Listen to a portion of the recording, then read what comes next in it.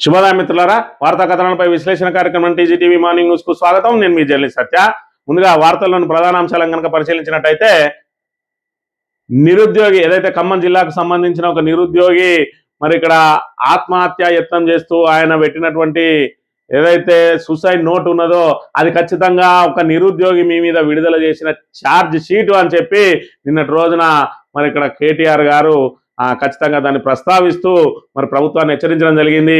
ఏదైతే యువ ఇంజనీర్లందరూ కూడా ఇవాళ భారతదేశానికే పేరు తీసుకురావడానికి యువ ఇంజనీర్లందరూ ప్రయత్నం చేస్తూ ఉంటే వాళ్ళందరినీ క్రిమినల్ వేస్ట్ అని చెప్పి మరి ఇక్కడ మాట్లాడినటువంటి ముఖ్యమంత్రి ఇవాళ వాళ్లకు ఉద్యోగాలు ఇవ్వడం చేతగాక నిరుద్యోగులకు ఏదైతే 20,000 ఖాళీలను నింపాలని చెప్పి ఒకవైపు వాళ్ళు ఉద్యమం చేస్తూ ఉంటే వాళ్ళని కించపరిచే వ్యాఖ్యలు చేస్తూ మరి ఇక్కడ రాక్షసానందం పొందుతా ఉన్నాడని చెప్పి కూడా ఆయన విమర్శలు చేయడం జరిగింది.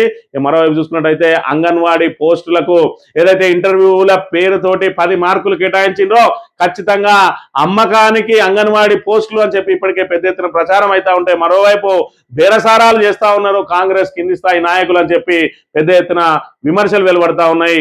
మరోవైపు బీహార్ కంచుకోటలో మరి ఇక్కడ ఏదైతే ఎలక్షన్ కు సంబంధించినటువంటి స్ట్రాటజిస్టు మరి ఇక్కడ పీకే ఏదైతే ప్రశాంత్ కిషోర్ ఘన విజయం ఉప ఎన్నికల్లో ఘన విజయం సాధించడం జరిగింది. మరి ఇక్కడ బీహార్ లో ఎన్నికల బరిలో దిగినటువంటి ఆయన పార్టీ మరి బోనీ చేయకుండానే బోల్తా పడ్డ తరుణంలో ఈరోజు జరిగిన ఉప ఎన్నికల్లో మరి ఆయనే స్వయంగా రంగంలో దిగి బీజేపీ 30 సంవత్సరాల నుంచి అప్రహత్యానంగా మరి ఇక్కడ గెలుపొందుతున్నటువంటి ఆ బీజేపీ స్థానంలో సాక్షాత్తు బీజేపీ జాతీయ అధ్యక్షుడు ఖాళీ చేసిన స్థానాన్ని పీకే కైవసం చేసుకొని ఇవాళ చరిత్ర సృష్టించిన అంశాన్ని కూడా మనం ఇక్కడ ప్రధానంగా చూడాలి. వార్తా కథనాలను కనుక పరిశీలించినట్టయితే ముందుగా నమస్తే తెలంగాణలో పోలీస్ పోస్టులు పెంచాలని ప్రొటెస్టు 7,437 పోస్టులతో కాకుండా 19,000 పోలీసు ఉద్యోగాలతో ప్రభుత్వం వెంటనే నోటిఫికేషన్ విడుదల చేయాలి. నిరుద్యోగ జేఏసీ ఆందోళన చేపట్టింది. లేని పక్షంలో పెద్ద ఎత్తున ఉద్యమానికి దిగుతామని చెప్పి ఒకవైపు వీళ్ళు హెచ్చరిస్తా ఉంటే రేవంత్ రెడ్డి క్రిమినల్ వేస్ట్ అంటూ మరి ఇక్కడ ఇంజనీరింగ్ విద్యార్థులను క్రిమినల్ వేస్ట్ గా పేర్కొన్న సీఎం రేవంత్ రెడ్డి వెంటనే క్షమాపణ చెప్పాలని చెప్పి బీఆర్ఎస్ నేతలు డిమాండ్ చేస్తూ మరి ఇక్కడ ఆ మీడియా సమక్షంలో ప్లకార్డులను ప్రదర్శించిన పరిస్థితిని కూడా మనం ఇక్కడ చూడాలి. ఇక కాంగ్రెస్ పై నిరుద్యోగి ఛార్జ్ షీట్, ఖమ్మం నాయకుడి వాంగ్మూలం, దౌర్భాగ్యపు పాలనకు తిరస్కారం, ఉద్యోగాలు ఇవ్వకుండా కాంగ్రెస్ సర్కార్ నిరుద్యోగులను ఆత్మహత్యలకు ప్రేరేపిస్తున్నది. రాహుల్ రేవంత్ యువత క్షమాపణ చెప్పాలి. వేరే రాష్ట్రాల్లో చిన్న చిన్న ఘటనలకే ఉరికే రాహుల్ గాంధీ తెలంగాణ నిరసనలపై స్పందించరేందుకు? 89 కేసులున్న రేవంత్ క్రిమినల్ వేస్ట్, 2 లక్షల ఉద్యోగాలని 10,000 కూడా ఇవ్వలేదు. కాంగ్రెస్ ఎగవేతపై 15 రోజులు అసెంబ్లీ జరపాలి. రేవంత్ సక్సెస్ అంటే 150 మంది మరణాల ఎండ్రిన్ తాగి చావండి అని చెప్పడమా? బీఆర్ఎస్ వర్కింగ్ ప్రెసిడెంట్ కేటీఆర్ నిపులు అని చెప్పి యువత ఆత్మహత్యకు పాల్పడొద్దని ఆయన విజ్ఞప్తి చేసిండు.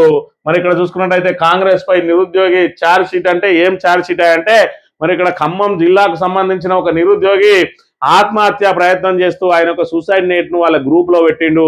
మరి దాన్నే ఇలా ఛార్జ్ షీట్ గా ఏదైతే మీరు నోటిఫికేషన్లు ఇస్తామని చెప్పి తాము అధికారంలోకి వచ్చిన మొదటి సంవత్సరంలోనే 2 లక్షల మరి ఇక్కడ ఉద్యోగాలు ఇస్తామని చెప్పి నిరుద్యోగులను నిలువునా ముంచింది కాంగ్రెస్. కేవలం కేసీఆర్ ఇచ్చిన నోటిఫికేషన్లనే మరి ఇక్కడ వాటికి మరి ఇక్కడ నియామక పత్రాలు ఇచ్చి ఇదంతా మా ఘనత అని చెప్పుకున్నటువంటి మరి ఇలా కాంగ్రెస్ ప్రభుత్వం ఇవాళ 19,000 పోలీసు ఉద్యోగాలు ఖాళీగా ఉన్నాయని చెప్పి సాక్షాత్తు డీజీపీ ప్రకటిస్తే 7,000 ఉద్యోగాలకు మాత్రమే నోటిఫికేషన్ వేసి ఇవాళ నిరుద్యోగులకు తీరని అన్యాయం చేస్తా ఉన్నదని చెప్పి మరి నోటిఫికేషన్లు రాక మనస్తాపం చెంది ఆత్మహత్య యత్నం చేసిండు. నోటిఫికేషన్లు ఇవ్వకుండా కాంగ్రెస్ దగా చేసింది. ప్రతి సంవత్సరం జాబ్ క్యాలెండర్ ఇస్తామని కాంగ్రెస్ చెప్తే నమ్మి ఓట్లేసినాం, కానీ ఇప్పటి వరకు జాబ్ క్యాలెండర్ అమలు చేయలేదు. పంచవర్ష ప్రణాళిక మాదిరిగా నోటిఫికేషన్స్ ఇస్తే నాలాంటి ఎందరో నిరుద్యోగులు ఎదురుచూపుల్లోనే విలువైన సమయాన్ని వయసును పోగొట్టుకుంటున్నారు. ప్రతి సంవత్సరం నోటిఫికేషన్లు విడుదల చేస్తే నిరుద్యోగులకి దుస్థితి వచ్చేది కాదు అని చెప్పి ఆత్మహత్య యత్నానికి ముందు రాసిన నోట్లో ఖమ్మం నిరుద్యోగి ఏదైతే వేణుకుమార్ రాసిండో దాన్నే ఇవాళ కాంగ్రెస్ పై మరి ఆయన రాసినటువంటి సూసైడ్ నోట్ ఏదైతే ఉన్నదో అదే ఛార్జ్ షీటు. దానిలో అంశాలనే మీరు పరిగణించండి. ప్రజలారా మీరు కూడా గమనించండి. ఇవాళ నిరుద్యోగులను ఏ విధంగా ఏమార్చింది కాంగ్రెస్ ప్రభుత్వం అనేది ఒక్కసారి ఆలోచన చేయండి. ఆ రోజున 30 లక్షల మంది నిరుద్యోగులు, మీరింట్లో ఒక్కొక్కరికి 3 ఓట్లు ఉంటాయి, 90 లక్షల మంది తిరగబడితే ఇవాళ ఆ 3 ఉద్యోగాలు కూడా పెట్టండి, మీ అందరికీ ఉద్యోగాలు ఇప్పించే బాధ్యత నాది అని రేవంత్ రెడ్డి ప్రగల్భాలు పలికిండు.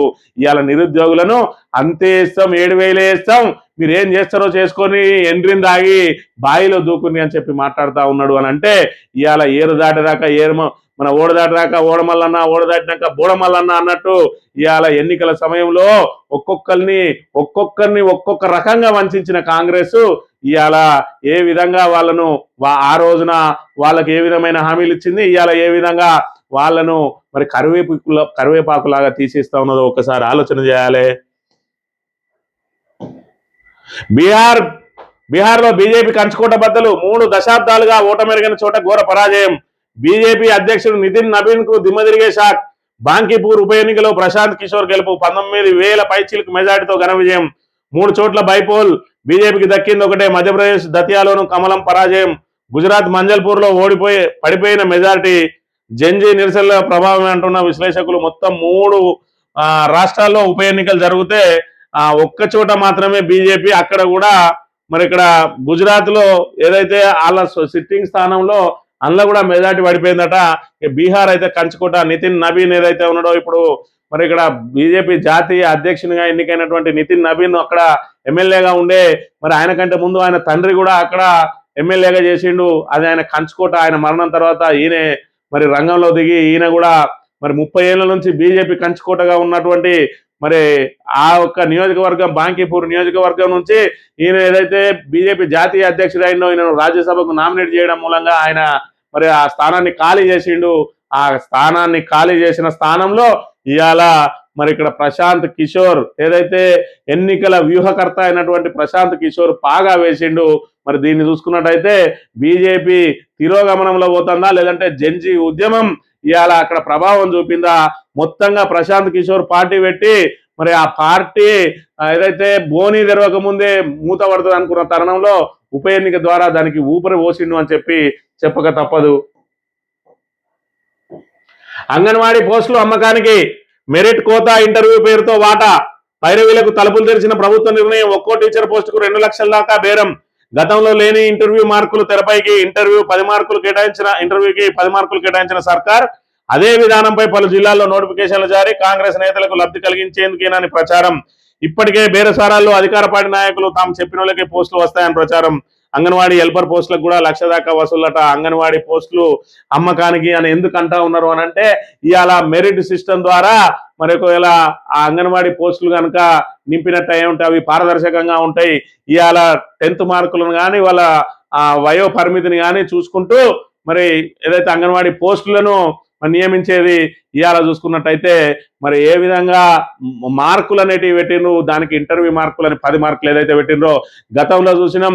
ఏపీపీఎస్సీలో కూడా ఇదే రకంగా ఇంటర్వ్యూ పేరుతోటి మరి వాళ్ళకు అనుకూలమైనటువంటి ఆంధ్ర ఉమ్మడి ఏదైతే మన సీమాంధ్రులకే లబ్ధి జరిగేది. ఆ రోజుల తెలంగాణ వాళ్లకు నానా ఇబ్బందులు పడ్డాయి. మరి వీళ్ళు రాత పరీక్షలలో ఎన్ని మార్కులు వచ్చినా, మెరిట్ ప్రకారం ఎన్ని మార్కులు వచ్చినా కూడా ఇంటర్వ్యూ పేరుతోటి వీళ్ళకి 0 మార్కులు వేసి వాళ్ళకి 10కి 10 మార్కులు వేసి వీళ్ళకంటే ముందు తీసుకొని పెట్టేవాళ్ళు. ఇవాళ అంగన్వాడీకి సంబంధించి సిస్టంలో చూసుకున్నా కూడా ఇవాళ ఏదైతే ఈ 10 మార్కులు ఉన్నాయో ఆ 10 మార్కులు అభ్యర్థుల తలరాతను ఖచ్చితంగా మారుస్తాయి. మరి మనం అనుకున్న వాళ్లకు 10 మార్కులు వేసి మరి మెరిట్ లో ఉన్న వాళ్ళకు మనం ఎవరికైతే ఉద్యోగం ఇవ్వద్దు అనుకుంటున్నామో వాళ్ళకి 0 మార్కులు అయితే అనూహ్యంగా వీళ్ళు మరి ఈ 10 మార్కులతోటి కలిపి ఆ మెరిట్ మార్కులతోటి మన నెంబర్ 1 స్థానంలో ఉంటారు కాబట్టి వీళ్ళకి ఉద్యోగాలు వస్తాయి. ఇవంతా కూడా కేవలం తమ సొంత వాళ్లకు మరి లాభం కలిగించడం కోసం ఇలా కాంగ్రెస్ సంబంధించిన వాళ్లకు మాత్రమే అంగన్వాడీ పోస్టులు రావడం కోసం ఇంటర్వ్యూల పేరుతోటి ఇవాళ అసలు సిసలైనటువంటి అర్హులకు అన్యాయం జరగబోతా ఉన్నది. మరోవైపు ఒక్కో పోస్టు 2 లక్షలకు అమ్ముకోవడానికి రంగం సిద్ధమైంది. 2 లక్షలు కాదు 5 లక్షలు ఇవ్వడానికి కూడా ఇవాళ అంగన్వాడీ పోస్టు కోసం సిద్ధంగా డబ్బులు పట్టుకొని తిరుగుతా ఉన్నారు కాంగ్రెస్ నాయకుల చుట్టూ అనే విషయాన్ని మనం ఇక్కడ చూడాలి.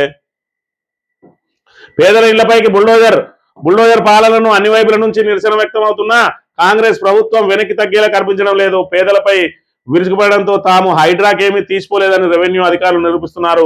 తాజాగా సోమవారం ఉదయం మేడ్చల్ మల్కాజ్గిరి జిల్లా గాజుల రామారం సాయిబాబా నగర్ లో పేదల నివాసాలపై అధికారులు విరుచుకుపడి 40కి పైగా రేకుల షెడ్లను నీలమట్టం చేసిరు. 50 ఏళ్ల నుంచి ఇక్కడే నివాసం ఉంటున్నామన్నా కూడా వాళ్ళ మనసు కనికరం లేకుండా ఆఖరికి మా దగ్గర రిజిస్ట్రేషన్ కాగితాలు ఉన్నాయన్నా కూడా కనీసం పరిశీలించకుండా మరి వాళ్ళ మీద విరుచుకుపడి 40 షెడ్లను కుప్పగూల్చేసిరట. ఇక ఇండ్లు అమ్మలేం, పెళ్లి చేయలేం, రాజధానిలో కాంగ్రెస్ సృష్టించిన కల్లోలం ఇది, గ్రేటర్ లో వేలాది కుటుంబాలపై నిషేధిత పిడుగు అని చెప్పి మరి ఇక్కడ గ్రేటర్ హైదరాబాద్ కు సంబంధించి ఎప్పుడో తాతల నాడు కొనుక్కున్నటువంటి 20-30 ఏళ్ల కింద కొనుక్కున్న కూడా ఇప్పుడు మరి ఆ భూమి ప్రభుత్వ భూమి అని చెప్పి 20A అని మాడ్యూల్లో పెట్టి నిషేధం విధించినట. ఇవాళ అక్కడ అపార్ట్మెంట్ అమ్మాలన్నా కొనాలన్నా అని సొంత స్థలం అమ్మాలన్నా కొనాలన్నా మరి ఆ నిషేధితంలో ఉన్న వాళ్ళ పరిస్థితి ఏంటంటే ఎన్ఓసీలు తెచ్చుకోవాలి. ఈ ఎన్ఓసీల పేరుతో దందా నడుస్తూ ఉన్నది. మరోవైపు అన్ని అనుమతులు ఇచ్చి అన్ని అనుమతులు చూసుకొని కొనుక్కున్న తర్వాత ఇవాళ నిషేధిత జాబితాలో పెడితే మరి ఏం జరుగుతూ ఉన్నది ఈ తుగ్లక్ ప్రభుత్వంలో, ఎంత గందరగోళ పరిస్థితులు ఉన్నాయి. ఇదంతా కూడా ఫ్యూచర్ సిటీలో మరి అక్కడ రియల్ ఎస్టేట్ కు భూమి కల్పించడం కోసం ఇక్కడ మొత్తం ఆ పాత హైదరాబాదు సిటీ ఏదైతే ఉన్నదో ఈ జంట నగరాల్లో ఉన్నటువంటి రియల్ ఎస్టేట్ ను కుప్పగూల్చింది కావాలని అని చెప్పి మరి ఇక్కడ విమర్శలు వెలువడతా ఉన్నాయి. ఇక ఎదిరిస్తే బదిలీ, అక్రమాలకు సహకరించని ఉన్నతాధికారిపై 2 నెలలకే వేటాట, కొడంగల్ లిఫ్ట్ పరిహారంలో బయటపడిన కొత్త కోణం, మంత్రి ఎమ్మెల్యే బంధువు కలిసి సీఎంపీసీలో ఒత్తిడి, ఆ తర్వాతే వరుసగా మారిన భూసేకరణ నోటిఫికేషన్లు, పేరుపల్లలో మరో 100 ఎకరాల అదనపు సేకరణకు రెడీ, సంచలనం సృష్టించిన నమస్తే తెలంగాణ కథనాలు, అక్రమాలపై విచారణ జరిపిన భూ పరిపాలన కమిషనర్ అని చెప్పి అక్కడ కొడంగల్లో అసలు పోని భూమి, సంబంధం లేని భూమి, ఆ పైపు లైన్కు సంబంధమే లేని చోట కూడా భూసేకరణ చేసి ప్రభుత్వ భూములన్నిటికీ పట్టాలు కల్పించి దొంగ పేపర్లు సృష్టించి మరి ఇక్కడ ఏదైతే 100 కోట్ల రూపాయలు ప్రజాధనాన్ని దోచుకుపోవడానికి రంగం సిద్ధమైందని చెప్పి మరి నమస్తే తెలంగాణ వరుస కథనాలు రాస్తా ఉన్నది. దాని మీద భూ పరిపాలన కమిషనర్ స్పందించిందట. ఇక పచ్చని పొలాలకు సర్కార్ స్కెచ్, రంగారెడ్డి జిల్లాలో మరో భూసేకరణ పిడుగు, 1000 ఎకరాల అసైన్ పట్టా భూములపై కన్ను, పారిశ్రామిక అవసరాల పేరుతో త్వరలో నోటిఫికేషన్ జారీ చేసేయడానికి సన్నద్ధం అని చెప్పి మరి ఇక్కడ అంతటా కూడా పారిశ్రామిక వాడలను మేము ఏర్పాటు చేస్తామని చెప్పి పచ్చని పొలాలన్నిటిని కూడా సేకరించి ఇప్పుడు ఏదైతే రైతులు పంటలు పండే అటువంటి పొలాలన్నింటినీ కూడా తీసుకొని పరిశ్రమలు తెస్తామని చెప్పి ఆ పరిశ్రమలు వచ్చేది లేదు కానీ రైతులను మాత్రం రోడ్న పడేస్తా ఉన్నది ఈ ప్రభుత్వం.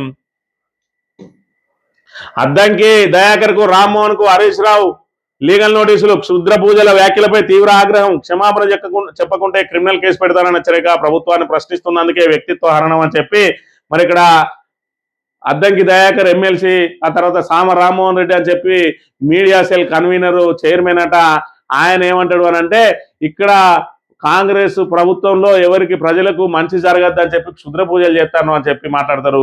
అసలు వాళ్ళ ప్రభుత్వ వైఫల్యాలు జరుగుతూ ఉంటే మరి వాళ్ళ ముఖ్యమంత్రిని ఏ విధంగా ప్రొటెస్ట్ చేయాలని చెప్పి మరి అద్దంకి దయాకర్కి ఈ మధ్యనే మంత్రి హోదా కల్పించినట్ట విప్పించి ఇక సామ రామ్మోహన్ రెడ్డి రేపు నాకేదన్నా పదవి రావాలని చెప్పి మరి అడ్డగోలు వ్యాఖ్యలు చేస్తా ఉన్నారు. ఎందుకంటే బీఆర్ఎస్ ను తిడితేనే బీఆర్ఎస్ హరీష్ రావును కేటీఆర్ ను రోజు ఏదో ఒకటి అంటేనే ముఖ్యమంత్రి ప్రసన్నం అవుతాడు, ముఖ్యమంత్రి ప్రసన్నం అయితే మాకు పదవులు వస్తాయని చెప్పి మరి దిగజారి మాట్లాడుతూ ఉన్నారు.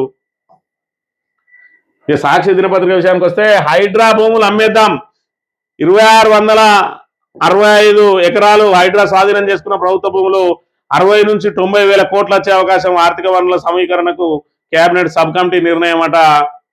భారీ ఎత్తున నిధులు సమకూర్చుకోవడమే లక్ష్యంగా సర్కార్ అడుగులు, నిరుపయోగంగా ఉన్న భూములు, న్యాయపరమైన చిక్కులు రాని భూముల విక్రయంపై దృష్టి, టీజీ, ఐఐసి, హెచ్ఎండిఏల ద్వారా భూములు వేలం వేయించే ఆలోచనలు ప్రభుత్వం. మరోవైపు 2 సంస్థలకు నెలవారీ టార్గెట్ విధించిన ఉపసంఘం. మరి ఈ కాంగ్రెస్ ప్రభుత్వం ఈ 5 ఏళ్ల కాలంలోనే హైదరాబాద్ లో ఉన్నటువంటి ప్రభుత్వ భూములన్నిటి కనుక అమ్మేసినట్టయితే మరి అక్కడ ఉన్నటువంటి ప్రజలకు మౌలిక సదుపాయాలు కల్పించే కార్యక్రమంలో భాగంగా రాబోయే రోజుల్లో భవిష్యత్ అవసరాలకు ప్రభుత్వ భూమి ఏ విధంగా మరి ఉంటది, మరి ఏ విధంగా ఉండాలి, వాళ్ళ అవసరం కోసం ఉంచాల్సిన భూమిని ఇవాళ మేము హైడ్రా ద్వారా అన్యాక్రాంతమైన భూమిని స్వాధీనం చేసుకున్నామని చెప్తా ఉన్నది. వాటన్నిటిని కూడా అమ్మకానికి పెట్టి మరి ఇప్పటికే తెలంగాణను అప్పుల పాలు చేసింది.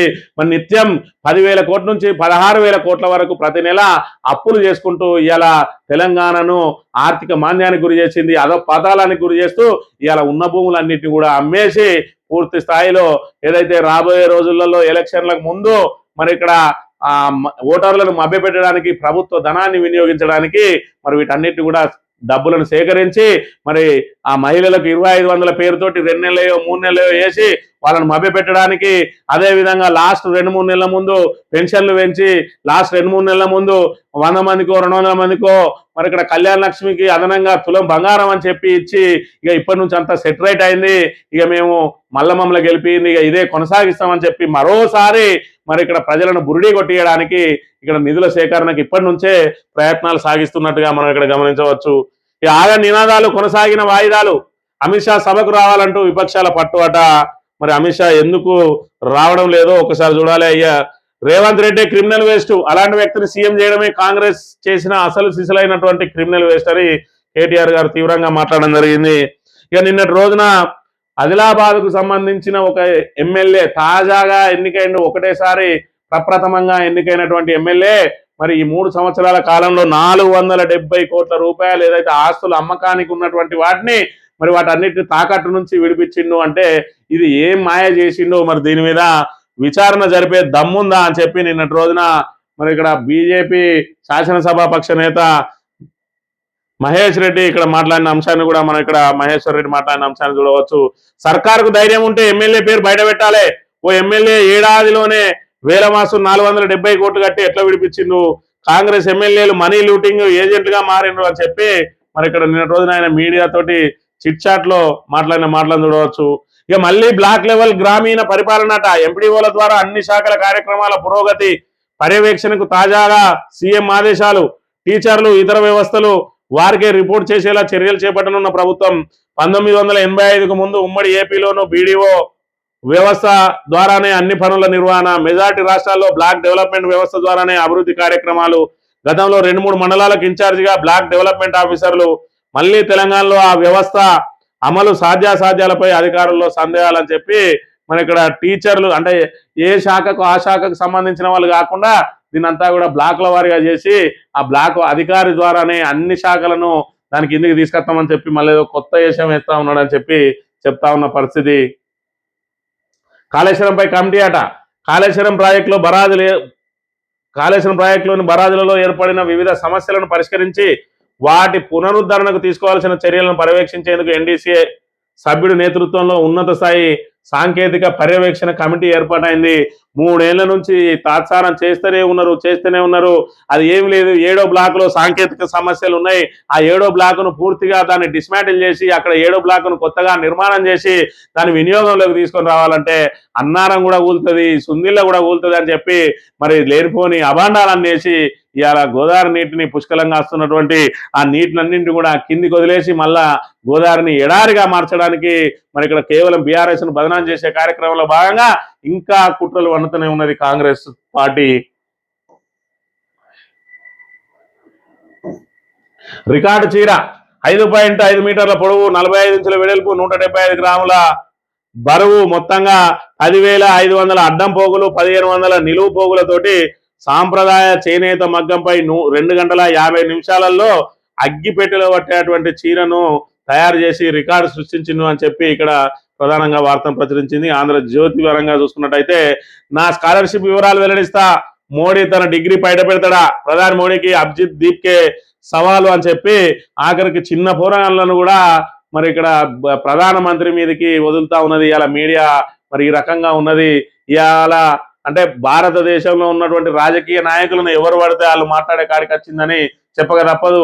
వీళ్ళు చేసిన ఉద్యమం ఏదైతే ఉన్నదో మరి ఆ ఉద్యమానికి పరంగా చూసుకోవాలి, కానీ మరి దాన్ని ఆసరాగా తీసుకొని ఇవాళ ప్రధానమంత్రితోటే పోటీ పడే కాడికి వచ్చిండు అభిజిత్ దీప్కే. అంటే ఇది ఎంతవరకు కూడా స్వాగతించాల్సిన అంశం అయితే కాదు అనే విషయాన్ని మనం ఇక్కడ గమనించాలి. ఇక బ్రిజ్భూషణ్ నిర్దోషి అట, మహిళా రెజిస్టర్లను వేధిస్తా ఉన్నాడని చెప్పి ఏదైతే బ్రిజ్భూషణ్ మీద కేసు నమోదైందో ఆయనను నిన్నటి రోజున ఏదైతే మరి నిర్దోషిగా కోర్టు విడుదల చూసిందని చెప్తున్న పరిస్థితి. ఇక ఊసులాడే వాహనాలు, రహదారి భద్రతకు V2V కమ్యూనికేషన్ వ్యవస్థ. ఈ విధానంలో రేడియో సిగ్నల్ ద్వారా ఒక వాహనం నుంచి మరో వాహనానికి సమాచారం చాలా వాహనాల్లో ఉంటున్న అడాస్ కు భిన్నమట. దశల వారీగా అమలుకు కేంద్రం డ్రాఫ్ట్ నోటిఫికేషన్. రేడియో సిగ్నల్ ప్రసారానికి ఫ్రీక్వెన్సీ కేటాయింపు 2028 అక్టోబర్ 1 నుంచి అన్ని వాహనాల్లోనూ ఈ వ్యవస్థ అమర్చడం తప్పనిసరి అని చెప్పి మరి ఇక్కడ రేడియో ఫ్రీక్వెన్సీకి సంబంధించిన సిస్టాన్ని మరి కొత్త వెహికల్లలో పెట్టుకోవాలి. ఎందుకు అని అంటే మరి వాళ్ళకు ఏదైతే వాళ్ళు ముందర ఉన్నటువంటి ఆ వెహికల్ అడ్డం వచ్చే తరుణంలో వీళ్ళు బ్రేక్ వేస్తా ఉంటే ఆ సిగ్నల్ ముందుగాలే మరి వెనక ఉన్న వాహనానికి కూడా అందిస్తారట. వాళ్ళు సడన్ బ్రేక్ వేసే అవకాశం ఉన్న చోట కూడా దాని ముందట ఇంకా వెహికల్ దగ్గరలో ఉంటే దాని ముందున్న వెహికల్ కు రేడియో ఫ్రీక్వెన్సీ ద్వారా కూడా తీసుకొని మన ముందున్న వెహికల్ కాకుండా దాని అవతల ఉన్న వెహికల్ బ్రేక్ వేసినా కూడా ఆ సిగ్నల్ సాయంతో ఇది మన డ్రైవర్లను హెచ్చరిస్తూ ఉంటది. కాబట్టి రోడ్డు ప్రమాదాల నివారణ కోసం ఇవాళ ఈ అడాస్ సిస్టమ్ ఏదైతే ఉన్నదో అడాస్ సిస్టమ్ ముందటి వెహికల్ ను చేసే క్రియలను మాత్రమే ఇక్కడ హెచ్చరిస్తూ ఉంటది. అదే ఇప్పుడు V2V అంటే ఈ చుట్టుపక్కల ఉన్న వెహికల్ అన్నిటికి సంబంధించిన సమాచారం వస్తూ ఉంటది. ఏది ప్రమాదకరంగా మారితే అక్కడ మనల్ని హెచ్చరిస్తుంది. కాబట్టి ఆ డ్రైవర్ అప్రమత్తంగా ఉండే అవకాశం ఉంటుంది. కాబట్టి మరి రహదారి భద్రతకు V2V కమ్యూనికేషన్ ఏర్పాటు చేసుకోవాల్సిందే అని చెప్తా ఉన్న పరిస్థితి. 2,25,000 కొత్త పెన్షన్లట. తలసేమియా, సికిల్ సెల్, ఎనీమియా బాధితులకు మంజూరు. ఇప్పటికే 1,599 మందిని గుర్తించి సర్టిఫికెట్లు ఇచ్చిన అధికారులు. 15 నుంచి దరఖాస్తుల స్వీకరణ ఆ రోజు ప్రకటించనున్న సీఎం. సెప్టెంబర్ నుంచి మంజూరు అయ్యేలా యంత్రాంగం ఏర్పాట్లు. కొత్త పింఛన్లతో సర్కార్పై ఏటా 500 కోట్ల అధిక భారం. 2,25,000 కొత్త పింఛన్లు ప్రభుత్వం వచ్చిన తర్వాత ఇప్పటి వరకు ఒక కొత్త పింఛన్ కూడా ఇవ్వలే. 3 ఏళ్ల పాటు తాత్సారం చేసి 2,000 ఇస్తా అన్న 2,000ను 4,000 చేస్తా అన్నారు. ఇప్పటి వరకు ఆ 4,000 చేసింది లేదు. కానీ ఆ 2,016 ఏదైతే ఉన్నాయో మీది 16 అయితే మన ప్రభుత్వం కడి చేసింది. ఇప్పుడు సికిల్ సెల్, తలసేమియా వాళ్ళకు కూడా ఇస్తాను అని చెప్పి మళ్ళీ ఒక PR స్టంట్ను మొదలుపెట్టిన పరిస్థితిని అయితే మనం ఇక్కడ చూడవచ్చు. ఇక ఫ్యూచర్ సిటీకి ఉద్దండాపూర్ నీళ్ళట. చందనవెల్లి, సీతారాంపూర్ పారిశ్రామిక వాడలకు అక్కడి నుంచే పలు రిజర్వాయర్ల నుంచి రంగారెడ్డి, మహబూబ్ నగర్ జిల్లాలోని గ్రామాలకు కూడా నీటి సరఫరా అని చెప్తా ఉన్నారు. ఇక సహజీవనం జంటలకు కూడా గృహహింస చట్టం, వారికి సెక్షన్ 498A వర్తిస్తుంది.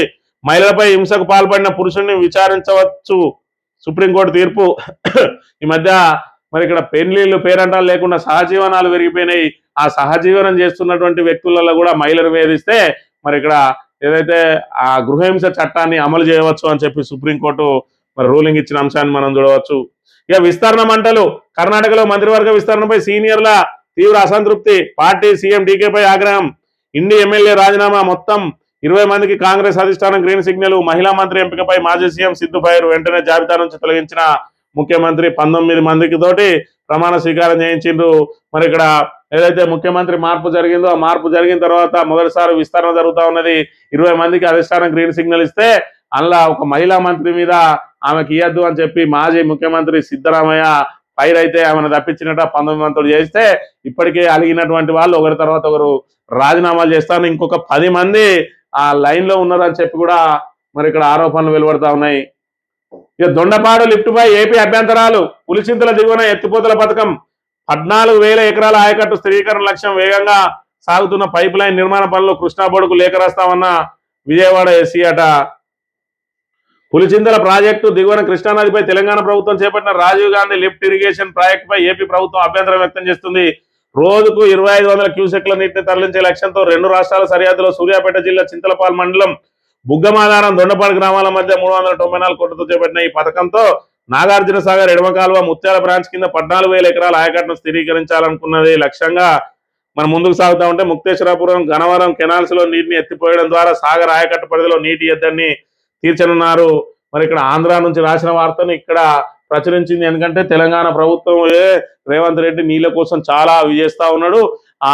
ఏపీకి పోయే నీళ్లను కూడా ఇటు దిక్కు మలుస్తాను అని చెప్పి ఈ PR స్టంట్ వార్త ఇది. సింగరేణికి మరో కొత్త బ్లాక్ అట. PKOC 2 డీప్ సైడ్ బ్లాక్ కేటాయింపు. 180 మిలియన్ టన్నుల బొగ్గు నిల్వలు. రాష్ట్రానికి 10,500 కోట్ల ఆదాయం. కేంద్ర మంత్రి కిషన్ రెడ్డి వెల్లడి. సింగరేణి విస్తరణకు కార్యాచరణ ప్రణాళిక అని చెప్పి మరి ఇక్కడ బొగ్గు తెలంగాణకున్న బొగ్గు బ్లాకులు ఏమున్నా కూడా సింగరేణికే కేటాయించాలని చెప్పి మరి అనేక డిమాండ్లు వస్తా ఉన్నా కూడా ఇవాళ కేంద్రం బొగ్గు బ్లాకులు కేటాయించడంలో మీనమేషాలు లెక్క పెడతా ఉన్నది. మరి ఇక్కడ జెన్కో, సింగరేణి 2 పోటీ పడితే జెన్కో సింగరేణి తోటి పోటీ పడలేక తప్పుకుంటే సింగరేణికి వచ్చింది. దాన్ని కూడా మా ఘనత అని చెప్పి కిషన్ రెడ్డి చెప్పుకోవడం ఇది హాస్యాస్పదం. మొత్తంగా 2 బిడ్లు వేసినాయి. ఆ 2 బిడ్లలో మరి ఎవరు అధికంగా ఇస్తారు, వాళ్ళు వేసిన డబ్బు మీద ఎవరు అధికంగా ఇస్తారంటే 6.5% అధికంగా ఇస్తా అని చెప్పి ఇవాళ మరి ఏదైతే టన్నుకు 2,500 ఉంటే దానికి అదనంగా మరి 6% ఇస్తా అని చెప్పి సింగరేణి మరి పోటీ పడితే జెన్కో తప్పుకుంటే సింగరేణికి వచ్చింది తప్ప ఇది కేంద్రం మనకు నామినేషన్ పద్ధతిలో ఇయ్యలేదు అనే విషయాన్ని అయితే మనం ఇక్కడ చూడాలి. ఈనాడు దినపత్రిక విషయానికి వస్తే సింగరేణి సిగలో పీకే ఓసి2 కోల్ బ్లాక్ కిషన్ రెడ్డి హర్షం వచ్చినందుకు హర్షమా ఇచ్చినందుకు హర్షమా అంటే మీరు ఇచ్చింది కాదు అనేది మాత్రం ఇక్కడ తేటతెల్లమైంది. వేగంగా హిల్ టు పారిశ్రామికవేత్తల నుంచి ఆశాజనక స్పందన. ఇప్పటికే 450 ఎకరాల భూములు బహుళ వినియోగ మార్పిడికి సంసిద్ధం. 193 పరిశ్రమల నుంచి దరఖాస్తులు. 1500 కోట్ల ఆదాయానికి మార్గం సుగమం. ఎస్ఆర్ఓ ధరల వర్తింపుకు మరో 3 నెలల సమయం.